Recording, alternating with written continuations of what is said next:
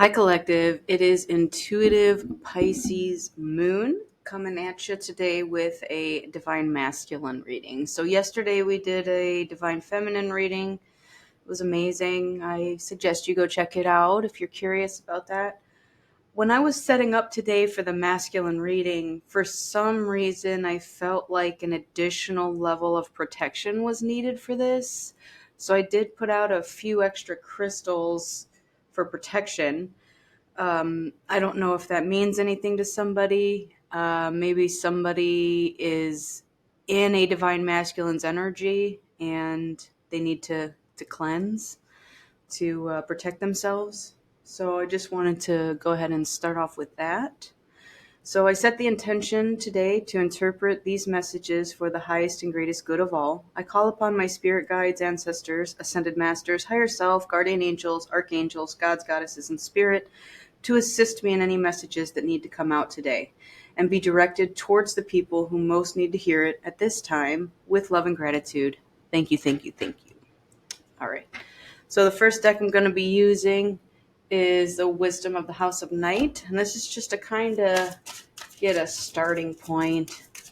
We will see how this goes. So, Spirit, what messages do we have today for the collective divine masculines out there? And again, as I said in the feminine reading, masculine energy is just that energy. It doesn't mean you have to be a man to be a masculine. There are plenty of people out there who occupy predominantly masculine energy in a female born body, per se, or vice versa. You could be a feminine energy in a masculine body. But the long and short of it really ends up being that we all carry both masculine and feminine energy. And so with this reading, just take what resonates. If you are a feminine and you are here to find out about your masculine, then this reading's for you. Or if you are a masculine and you just want to see kind of what's going on.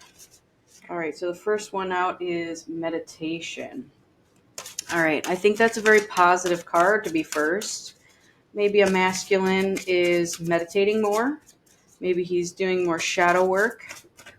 Maybe he's finding answers he's seeking through meditation. I think that is pretty amazing. Okay, the next card we have out is High Priestess of Spirit. Oh, that's gorgeous. What it looks like to me is that a masculine is listening to messages from Spirit, trusting intuition, doing the meditation, following it. Okay, the next one we have is Summon. Okay, that's kind of like the Magician in Tarot. Summoning someone, something. Summoning, wishing. Okay. Wishing and summoning are two different steps on the path to manifestation. All right, we got a bonus card here, Focus. All right. So, I only intended to pull 4, but 5 wanted to come out. So, 5 is change. Could also be struggle, battle, conflict, that sort of thing. But 5 is almost always indicative of change in some way or another. So, what I'm seeing here is, again, we wish before we summon. So maybe somebody, through meditation and trusting in spirit, is learning how to focus their energy, wishing for whatever it is that they desire, and summoning it at the same time. So I don't think I need to read on these because they're pretty self-evident here. I don't think there's any need to read deeper into it. It looks like we have a masculine here who is doing the right thing. And they are now focused, summoning their desires, meditating, connecting with spirit and their intuition, and summoning their wishes. Wow, it's just pretty amazing. I love this energy so far. So let's get some tarot to go on top of that, and let's see how that goes.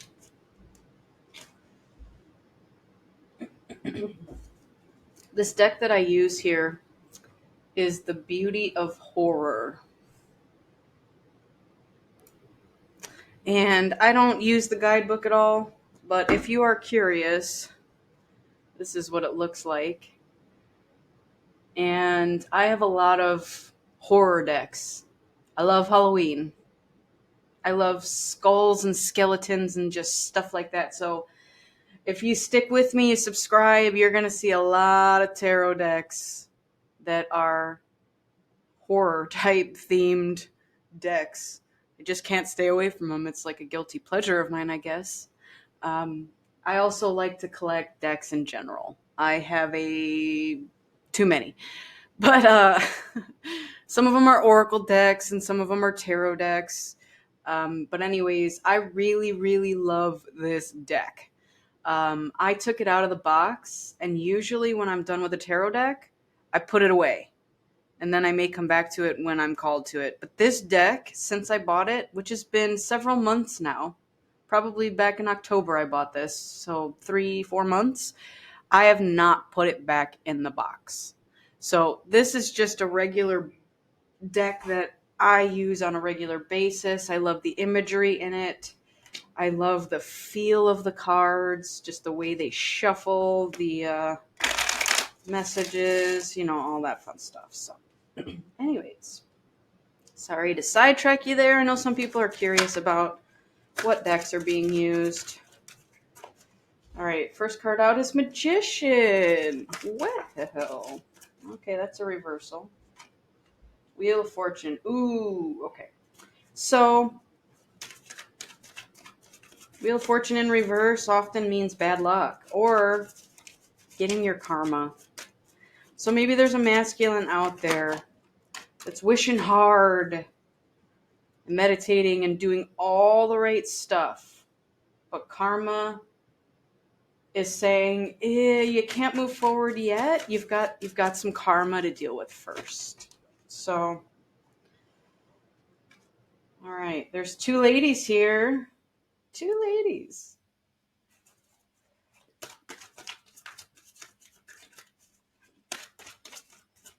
Now, these two ladies could represent people. Maybe you are torn between two ladies. Maybe one could be your lover, one could be your mother or some other lady figure in your life. And then we have the High Priestess. Well, that's two High Priestesses now, so that's beautiful energy. We have a lot of Wands. I don't know why, but Wands have just been what's wanting to come out lately a lot for me. Wands is passionate energy, fast-moving energy. So we said we have the two ladies. We have the Queen of Pentacles, which is very similar to the Empress. Okay, she makes her money. She lives a lavish lifestyle. She is gentle, nurturing, earthly energy. So it could be an earth sign here. Then we have the Queen of Wands, which is passionate energy. I don't know how to put this without going in that direction, but she is in love with herself, loves her body, uses her body how she needs in life to get things she wants out of life. She could be very sensual. She could be very passionate. She knows her stuff. Okay. And then we have the Eight of Wands, which is fast-moving communication or incoming communication. Now, I like to read the cards literally as well as figuratively or intuitively, but I always look kind of left to right like a story. So I see Wands here coming towards the Queen of Wands and away from the Queen of Pentacles. Okay? So being that there's a magician here, this could be your masculine, okay, manifesting and wishing and focusing and summoning his desires, who's going through some bad karma at the moment. Maybe he's going through it with the Queen of Pentacles. And once that's over with, he intends on communicating with the Queen of Wands. Now, he, at that point, may be in a Page of Wands energy. There could be a child involved. And again, we're talking about similar suits, so maybe there's a child with the Queen of Wands, or maybe he wants to have a child with the Queen of Wands.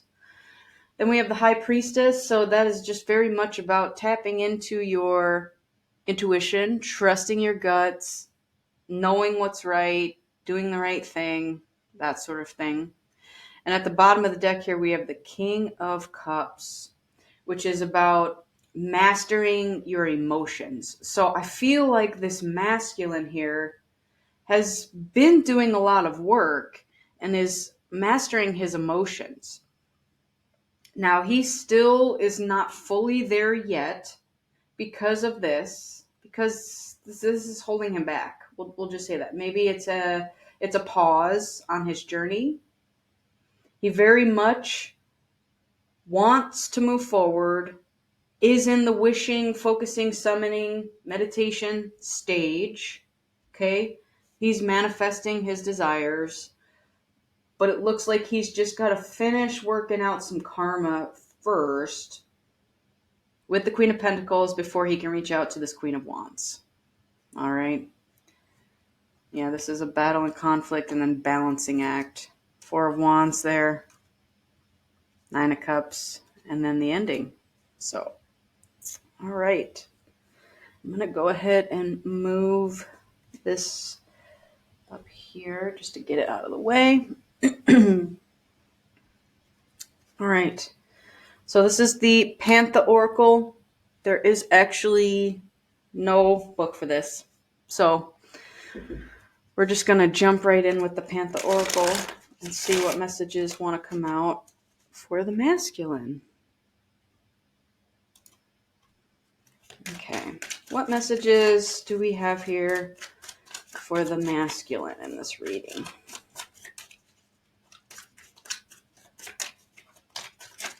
All right. So we have promise, libation, justice, and withdrawal. All right. So it says he's quitting, awakening, rejecting. All right. Wow. I think that is impressive because he's going through an awakening. He's rejecting things that don't serve him. He's using justice, logic to kind of move forward. Again, we're talking about praying and religion. So this could very much have to do with the meditation, with spirit and everything up there. And then we have promise, responsible, confirmation, assurance. Okay. So that could be the whole, I'm promising to do all of this so that I can move forward and do this. Let's see if there's any more that want to come out. Okay, and then we have indulgence, interaction, joy, friendliness. So maybe he's spending more times with friends, but I'm also seeing that he's cutting off people. That's the quit and rejection. Cutting off people that don't serve him. Could be even habits. That's a cigarette in his hand there. Maybe he's a drinker. I'm seeing champagne. That looks like maybe water. Holy water, I don't know. Maybe he's just quitting bad habits, quitting people, being an introvert. So it says there, separate, online community privacy. So he's secluding himself. We have accident, danger, caution, injury, and relaxation, peace, tranquility, and easiness. And then one more came out here, and that was merit making. Goodness, humanness, morality. Wow. Now, I can't say about the accident. Danger, caution, injury. That's the only one that really doesn't fit in this pile here. But otherwise, everything else is literally doing the right thing to become your best version of you. You know, you want to be the magician, you want to be the high priestess. There's the couple, man and woman, right there. Those also came out, I believe, in the feminine reading. It came out in one of the recent ones. I'm not sure, but all right. I think this is pretty amazing. What I want to get into next is the Soul's Journey deck, and we just want to see what lessons are currently being learned by the masculines. Okay, so Spirit, show me what lessons are currently being learned by the masculines out there. What are they learning at this time?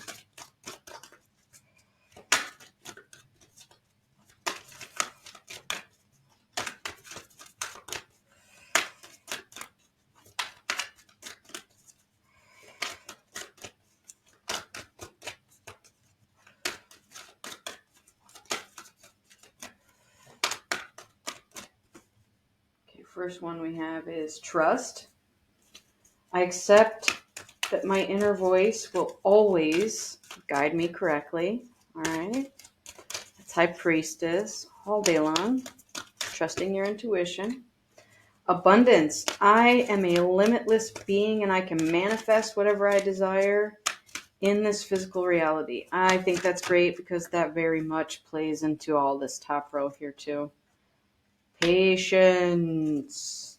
I accept that everything happens in divine order. All right. That could very much play into this reverse Wheel of Fortune.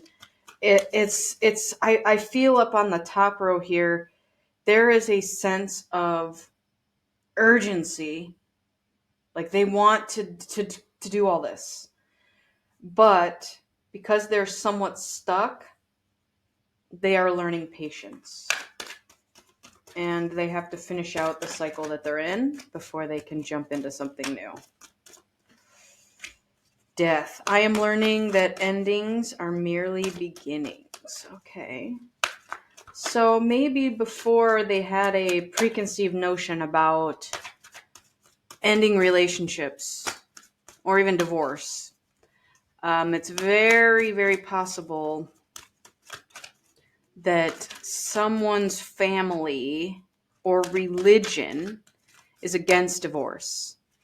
Like it's a cardinal sin to get divorced. And once you marry, you're stuck in that forever. So maybe they're outgrowing that logic or, that stigma. That divorce is not so bad, that occasionally we need to separate ourselves from people who don't have our best interest at heart. So then we got humor. I choose to focus on the lighter side of life. That's great too, because that means they're not stuck in this woe is me energy. Okay? They are coming out of that and having a positive attitude towards whatever's happening.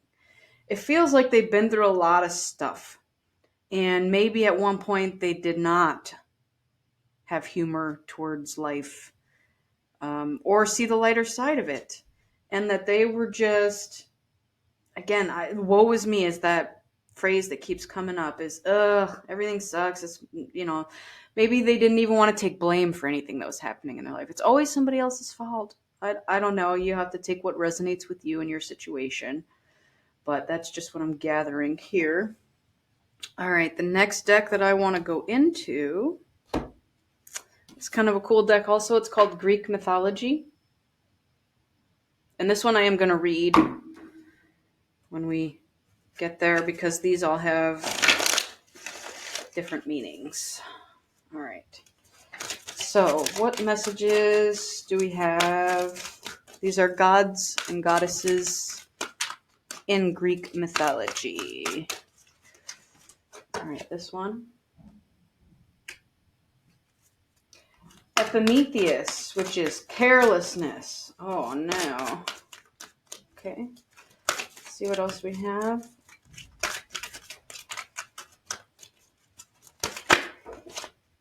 Okay. Laertes, Faithfulness. I remember that story.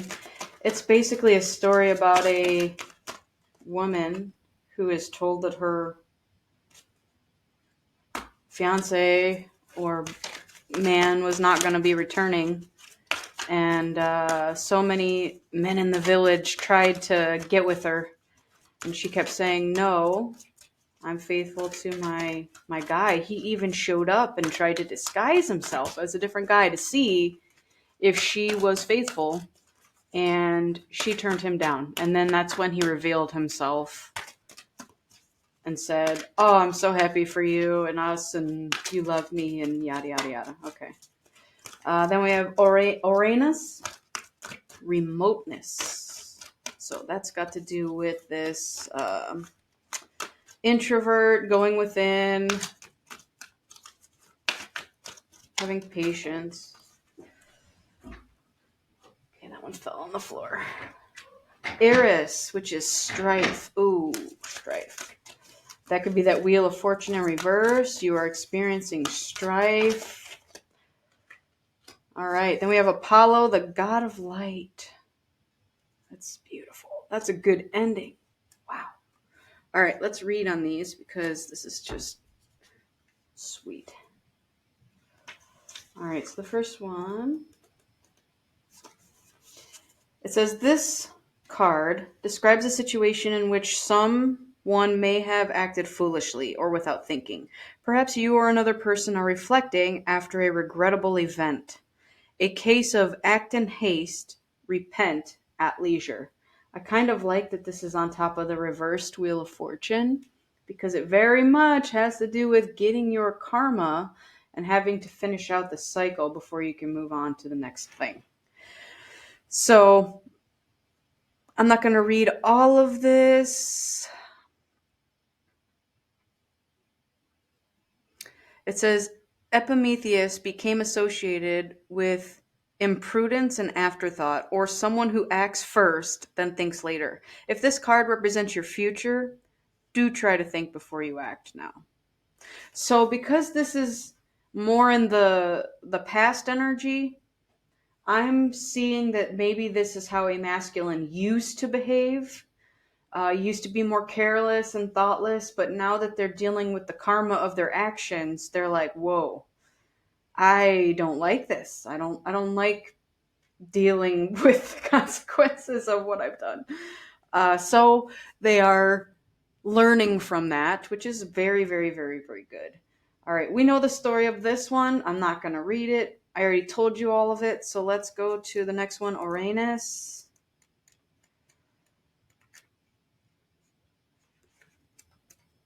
All right. So it says this card represents a distant potential that is so far removed from the present that it is hard to imagine and has yet to take form. A remote concept or ideal for the future that is far away in time and space where the Greeks believed perfection lay. So I actually really love that this is on top of the patience card too, because it very much has to do with what you're looking towards. So this might be the present here, and everything up here seems so far away. And it says an entirely fresh view of things might allow imaginative ideas to flourish. Try mentally reaching out to the remote starry heavens for answers and then bring the ideas to earth, as Uranus did. All right. Let's get into Eris. Eris. All right. And then this is Strafe on top of the Death card.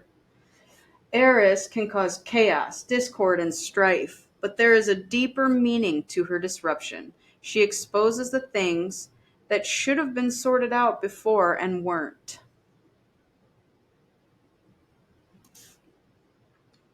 Eris is a blessing because she gives us a healthy envy of others that will stir us into peaceful competition and achievements. Focus on your own labors, and in this way, Eris will stimulate your growth and move you ahead. All right, that's pretty beautiful, especially because with death, it is endings that are merely beginnings. So basically, they're there. She's there to cause you strife, but it propels you ahead. So very interesting on that because, again, let's just go back to this Wheel of Fortune in reverse and the carelessness. I feel like you now have a very clear understanding, masculines, of what causes bad karma, and that sometimes life throws things at you, but you're better prepared to handle those. All right, so let's go to Apollo, which is the god of light. The sun and its light were regarded as different divinities. Thus, the sun's disk stays in the sky, but the light that is Apollo travels to earth and is found in many places with many uses. From ripening fruit to healing illness, his sharp arrows of light were also useful in battle, making him a fearsome warrior. The sun's central use in astrology meant that Apollo was also a god of divination and prophecy. He brought order to the cosmos and returned stars to their rightful places. Plucky Apollo is now ready to assist you in any circumstances requiring skill, ingenuity, strength, and stamina. He will cast light, awarding you understanding and determination. If dark has descended and you are battling a serpent right now, you can be assured that Apollo is on his way. Everything about the sun's energy is considered positive and rejuvenating. So hope will be restored and you will enjoy affirmation and confidence in all you do. All right. That's great. All right. That's all I have for the that deck. I love that these kind of correlate with each other. Next thing I want to get into is the wild and unknown archetypes. And these I will have to read. But I love these cards because they're circle and they look like little diamonds. It's cute. All right. Fun part is shuffling these. What do we have for our divine masculines out there? What archetypes are they dealing with at this time to help them on their spiritual journeys? Okay. We have the fault line, the unseen, the sustainer. Okay. Ooh, right away. I love that this is so geared towards past, present, and future. I mean, I'm literally reading this as though this all happened in the past and now this is the future. So maybe in the past, with the fault line, and I will read into it a little more, is that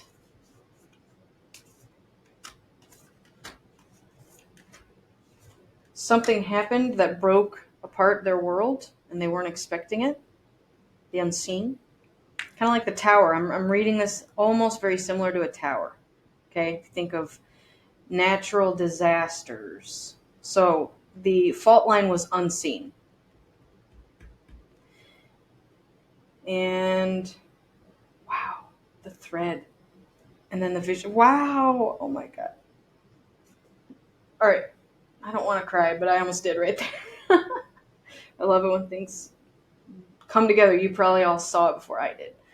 So the fault line and the thread. Maybe somebody fell into this fault line. They didn't see it coming. Okay? And now they're in here with this red thread down in the depths of this fault line. They fell. They fell hard. And not in a good way. I think they fell down far enough to go into this meditation and, seek a way out of it. Into the depths of their soul, the spiritual awakening, the dark night of the soul. So this is them down there reaching for that thread, trying to get out of it. Then when we have unseen and then the vision, so it's like, I didn't see before, but now I see. Now I see what's going on. Then we have the sustainer and the shapeshifter, the stone in the river, and the sword. The sword was kind of an extra bonus one. So sustaining and shape-shifting. So maybe in order to sustain things, whether it be in the past or the present or the future, someone had to wear many masks in order to sustain something in their life. And when I see the river and the stone, I think of a stone being eroded by a river. And it's weird because we have the sustainer here and they're showing some sort of, I don't know if it's a clay ball or whatever that is that the, is holding on to. But the river shapes the stone. And it could also mean maybe before I was in this I'm stuck stone energy, and now I'm trusting spirit and I'm flowing like a river. So I kind of like that the sword is also showing opposite things. The light side is up above here, the dark side's down here. Teetering the two worlds.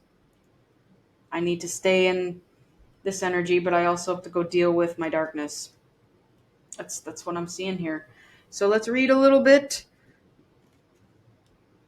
and see what this deck has to say. So, the river, I open that one right to this page first.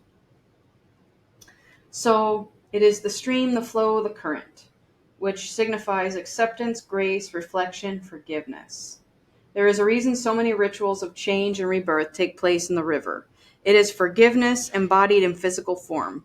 Without asking anything in return, the river washes away what is no longer necessary, smoothing over sharp edges and accepting all our mistakes and grievances. Once we step in, we are no longer in control. The river carries us further down the stream of transformation than we plan to go. Its waters have a special gift for reflecting back on us a new and dreamlike vision. Once the tears have passed, we see ourselves as we haven't before, with a little more lightness, grace, and fluidity. Keep in mind, the you that stands within the river is the real you, full of deep emotion and potential, nothing to hide, nothing to judge. May you drink in the sight of your true self. Oh, man. So, King of Cups. Yeah. It's basically about somebody mastering their emotions. And as I said it before with the river shapes the rock, it's basically what they said in the book too. It's crazy.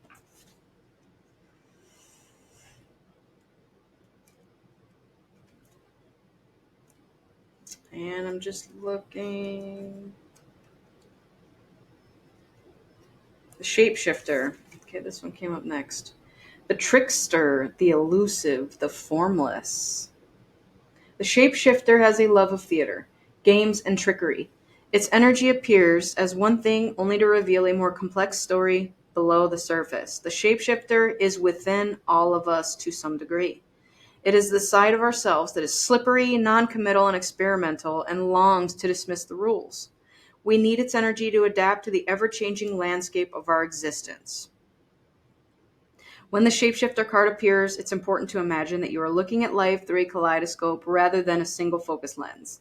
At any moment, the scene may shift, revealing a more enchanting vision that you imagined. Be wary, though, as the allure of the kaleidoscope can leave you exhausted and yearning for solid ground. Dancing long-term with the shapeshifter requires a central pillar of integrity that links us back to our center. So the words that describe this is vibrant, adaptive, and humorous, which is right next to the humor card. Cute. Okay.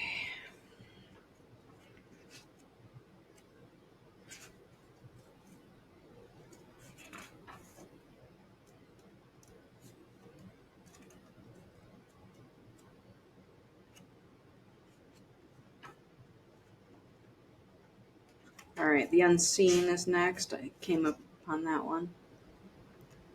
So it is the spirit, the ancestor, the eternal, which could be clairvoyant guidance or whispers of wisdom. Yep, that's this. I love it when they all fall on top of each other and make sense. The unseen is just as it sounds. We cannot see it, yet it sees us, watching and waiting with wisdom, both kind and indestructive. We feel this presence, sense it, intuit, and then doubt its existence. Though it rallies our attention time and time again, the energy of the unseen may come in many forms: a compelling dream, a sudden insight, a clear voice, a vision or message from a loved one who has passed to the other side. It is natural to fear these communications, as they challenge our perception of what is real. When this card appears, your guides are near. The eternal is present. The doorway between worlds is ajar. Listen. The sounds may seem as though they come from a distant land, but they call from your innermost chambers. All right.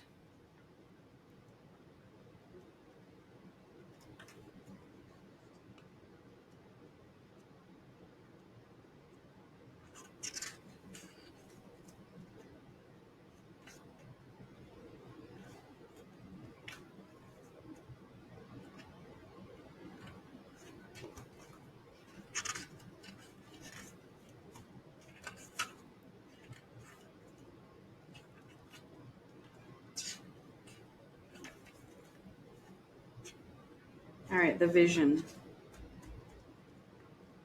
This signifies the dream, the imagined, the revealed. It is potent imagination, synchronicity, and trust. It is said that we are each born with a unique vision, a destiny towards which we are aimed. It is also said that we forget this vision the moment we are born. Thus, we are sent on a lifelong journey of rediscovery. Such is the elusive nature of the vision. It slips away, yet it guides. It appears in strange dreams and surreal images, seemingly unattainable and preposterous. When we are connected to the vision, we carry an inspired, enchanted aliveness that others recognize. We trust the world and its synchronicities. We walk through new doors into wondrous opportunities. We all want to be near those with vision. They emit energy more potent than any elixir. When we lose connection to the vision, life becomes dull and exhausting. Lacking meaning, bring back the mystery, bring back the dreams. Okay. So the dark side of this card is you're disconnected from art and dreams, you're listless and aimless. So again, more in the past energy. Maybe somebody was in that place. It's not a fun place to be, I tell you that. All right, the sword. We're going to read on this one. So it's the knife, the blade, the weapon. It's cutting through to what is essential. To use this sword is to decide. The blade separates one reality from the other. The choice is made, and all else falls away. If you find the sword in your grasp, you can no longer hesitate. This weapon requires a clear and decisive mind and a willingness to act. An onlooker may think the sword bearer is hasty and violent, but the most compassionate and responsible gesture is one that is honest, swift, and accurate. Our first encounter with the sword is at birth, when the cord we share with the mother is cut. This moment defines our separation from her and begins our journey of becoming ourself. We must make these cuts again and again if we are to grow. Decisions shape our life, and the sword is an infamous shaper of destiny. So, again, I inadvertently stuck this in the middle at the top. And we're cutting the line here. We're basically saying I'm done with this past. I want to move on to the future. Whoops. I'm not messing everything up. So we could even do this. Or more like this, because I kind of see that your dark would be in your past and the future is light. I like that. All right, let's read on the stone. It stands for the eternal, the anchor, the rock. It is steadfast, loyal, committed, and present. As an archetypal object, the stone holds psychic and literal weight. Its energy is of permanence, concreteness, and reliability. The stone's ability to transform is nearly imperceptible to us, as it changes ever so slowly over countless human lifespans. A single stone may see thousands of generations come and go, Therefore, it contains an ancient and eternal presence. The stone is best used to anchor our wild side, so no matter how far we roam, we can always find our way back. The stone tethers us to earth, helping to ground and connect us to stillness, quiet, and peace. When this card appears, it is likely the stone is a remedy for what ails us. Humble and easily unnoticed, the power of the stone balances the frenzy of our world. Okay. So what do we have left? We have the fault line and the thread and the sustainer left. So I think thread is next. There it is. Okay, so this one, thread, it stands for the path, the vein, the circuit. The circuit of meaning within chaos. It's kind of funny because that is a chaos card. We'll go back and read that one. Life is a tangle. So much happens simultaneously and circuitously, leaving us grappling for meaning and direction in a network of distractions. When we connect to the energy of the thread, however, we strike the deepest vein in the body. Our whole being responds to its tug. Meaning is pumped through our bloodstream, our mind and spirits are lifted. We remember who we are and what we came into this world to do. Though this happens on the most profound level, it could be that the simplest incident that activates the thread, a song, an image, a conversation heard in passing, no matter how confusing and multi-layered our modern lives become, if we are connected to the thread, we are free. Being tethered to it is the only anchor our heart requires. Oh man. All right, let's go back and find the fault line.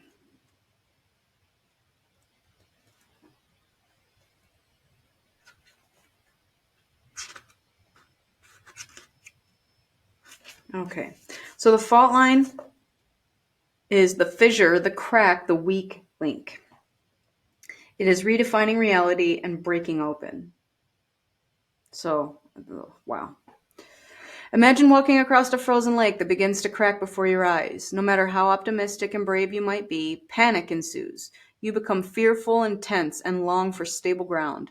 Such is the energy of the fault line, which is funny because that's why I said this person is grasping on this from the depths of the darkness. So, its energy of walking on eggshells, of precarious dynamics, of sensing what is ready to break open into chaos, it's likely this cracking open is overdue. As fault lines develop slowly and naturally from underlying elemental pressures, this card comes as a potent warning not to deny the shakiness that's afoot. It's much better to prepare yourself for change than to walk along the fault line pretending that all is well. There is no easy fix for the situation at hand. It will require a foundation shift that alters the current dynamics from the ground up. So, pretty awesome. Basically, it's saying, I think there are masculines out there that know something is going to end. And again, it could be a relationship since I saw the two ladies under there. Or maybe you're in some sort of love triangle or something. I don't know. I don't know your situation. Take what resonates. But you can't ignore it forever. It's not going to go away. And in fact, if you keep ignoring it, you're just going to fall in. And you're going to be down in the depths, wishing, wanting for help, pulling on that thread, like, please, God, help me. That's where the prayer and the meditation come in. You're just down here in this darkness, wishing, help me get out. Help me. All right, the sustainer, last one. So the sustainer is the peacemaker, the upholder, the preserver. They are abundant, generous, supportive, and reliable. The sustainer, the second archetype in the trio of existence, works behind the scenes, tending to the tasks of life. They cultivate gardens, pay bills, keep meals warm, and the mouths sweetly fed. The sustainer is at peace in the process of life, knowing that there is no start or finish to humble yet meaningful tasks. They have a natural inclination to nourish others, to archive to preserve Earth's resources, to consider environmental impact, to see their role in divine cycle of life. It's common for the sustainer to become overworked, leading to resentment. Their tasks aren't glamorous, and therefore the sustainer rarely receives the credit or attention the sustainer longs to hold things in place so badly, especially relationships. That they resist necessary change. Oh, take time with this archetype. It is within us all and needs your love. So, in the darkness, you would be overworked, resentful, trapped, and tired. When light, once you're out of that energy, you are abundant, generous, supportive, and reliable. So, that being said, I think that's pretty awesome. All of these really do tie into the cards underneath. It feels like, again, with the two queens, I'm just going to go back to that because it feels like you have a relationship that needs to end. And you are walking on eggshells with this person, and you know it. And maybe you're trying to sustain it, but it's not meant to be sustained. I feel like you know that, though. You know it. We're not going to sit here and tell you what you know and what you don't know. Okay? Someone is either fighting to end a relationship because they just want to sit in a comfortable place, even though they're in the darkness. Deep down, you want the light. You want to shift out of the darkness. You're kind of tired of being in it. It has not served you or is not currently serving you. Although maybe it has, because again, now you're doing your shadow work. So for any masculine out there that is afraid to step into the future, just know that what is ahead of you is so much better than what you're leaving behind.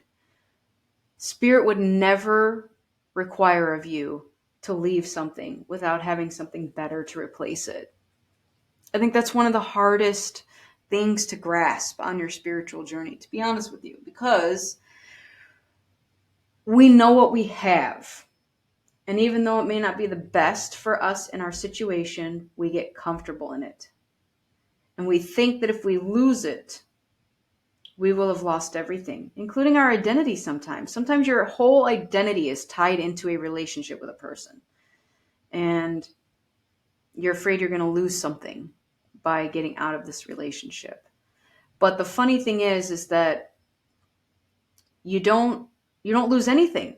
The thing you lose is something that didn't serve you to begin with, whether it be the relationship that didn't serve you, whether it be the old toxic patterns that you and your person in your relationship were just going in circles over and over again, your karmic cycle, neither one of you learning anything from it.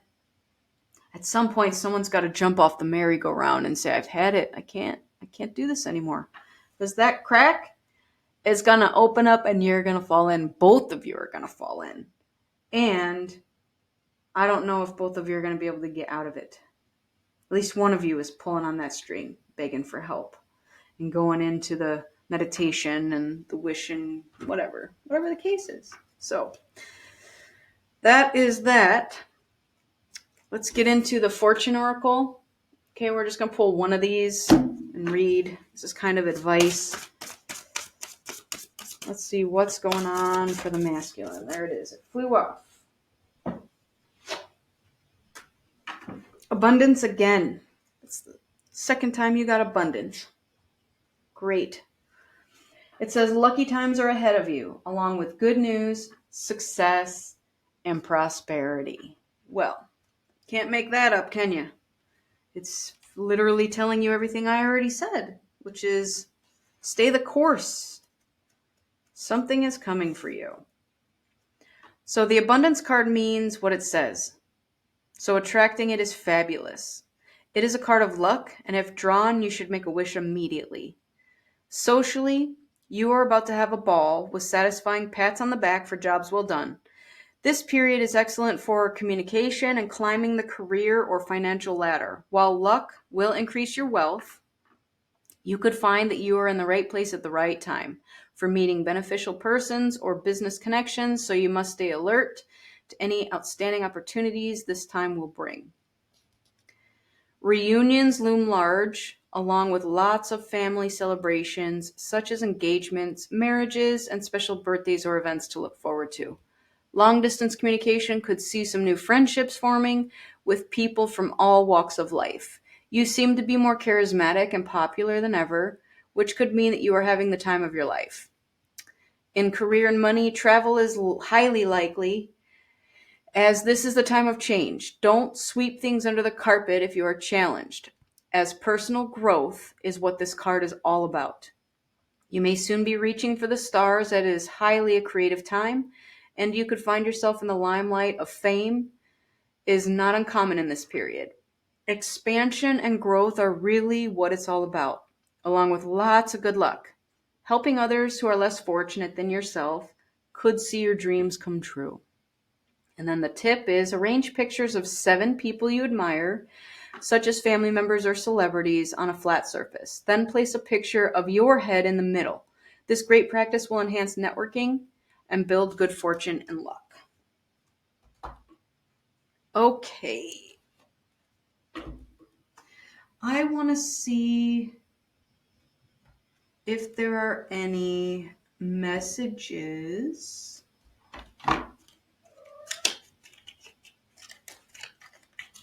that the masculine secretly wants to get out. Okay, this is from the Live Tarot. Twin flame, shadow, and light messages. So you don't have to be in a twin flame relationship. If you're a cross watcher, feminine watching the masculine reading, these are just messages from your masculine. So let's see, what does the masculine have to say in this collective reading about the feminine? I can't stand the thought of you being with someone else. I'm jealous. Have I lost you forever? Okay.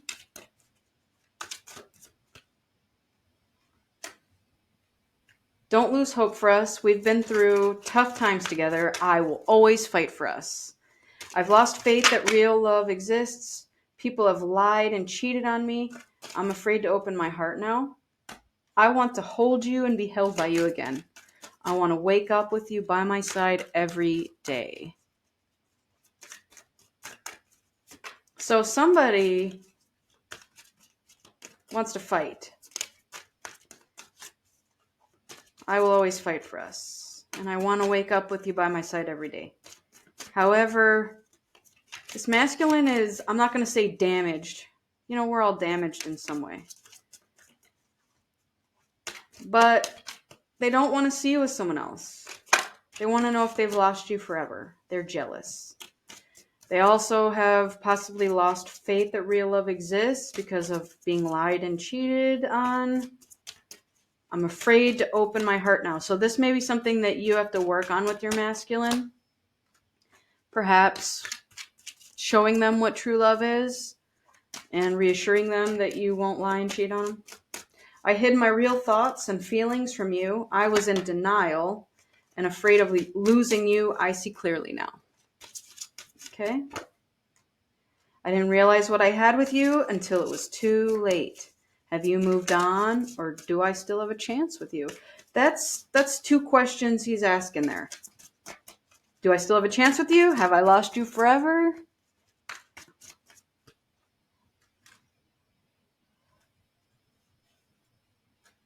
Okay, that's all we're going to do for that deck. I still love you. I dream of being with you. I imagine waking up next to you and cuddling with you every day. That's 2 about wanting to wake up with you. I am sorry that I judged you and criticized you. I took my issues out on you when it wasn't your fault. And I didn't believe in myself or in you. I let my low self-worth ruin our love. I want us to heal together. Okay. So when you talk about here, you lost faith in love, but They want to heal together. So I think that's awesome. Awesome, awesome, awesome. Okay.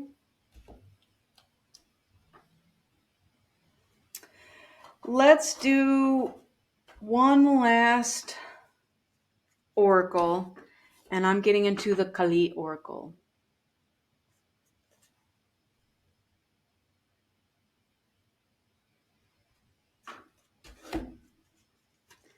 So, Kali,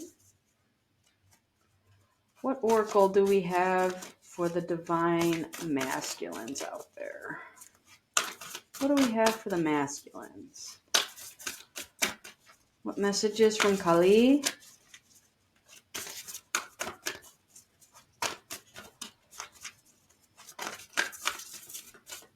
That one.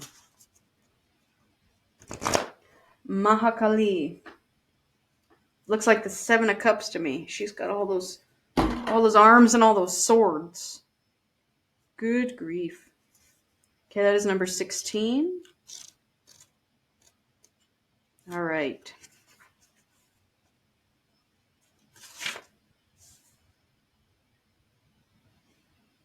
All right, these are a little long, so just bear with me. This is the last message of this reading. First of the 10 wisdom goddesses, or Mahavidyas, in the 10-armed Mahakali. She is laden with her sacred weapons. Many arms and weapons symbolize the capacity of the Divine Mother to work beyond human limitations. The contrast is not intended to diminish the dignity of our humanity. Humans have a tremendous capacity for heroism, kindness, love, grace, and generosity. Rather, it is an encouragement to engage with the divine with perfect trust in our hearts. Multiple weapons represent multiple creative powers to conquer multiple issues. More than two arms, indicative that divine workings are not limited by our human perspectives or capacities. This is reassuring. The divine can accomplish works beyond what would be possible through human effort alone. Mahakali means Great Kali. She is known as the guardian of the cosmic order, the one who selects the timing for all unfoldment. Nothing can be accomplished without the necessary preparation and not before it is the right time for it. That's the patience, divine timing. Such process and timing are determined according to higher wisdom capable of assessing and meeting the spiritual needs of all beings simultaneously.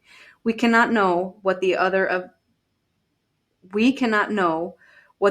of events must be to accomplish the Divine Mother's purpose. In hindsight, we may attain glimpses of her unfolding genius, but to live in harmony with her requires us to trust in what is unfolding and to work with that.